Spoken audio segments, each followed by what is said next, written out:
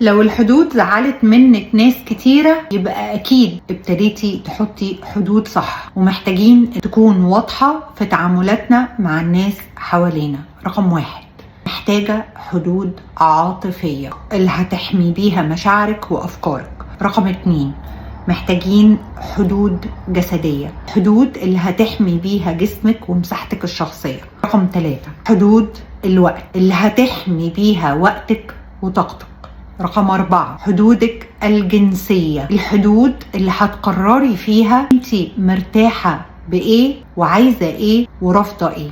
رقم 5، حدودك المادية، الفلوس، يعني الحدود اللي هتسيطري بيها على مواردك، فلوسك. رقم 6، حدودك الاجتماعية، مين اللي هيدخل حياتك ومين اللي هيخرج منها، وايه اللي انت بتقبليه في الاجتماعيات وايه اللي انت رافضاه. رقم 7، حدودك الديجيتال اللي على السوشيال ميديا ومنصات التواصل والتكسينج، الواتساب والتليفون، مين اللي هيقدر يتواصل معاكي بشكل مباشر ومين اللي مش هيقدر يتواصل. وكل دول مش اسمهم حدود وبس، دول حقك.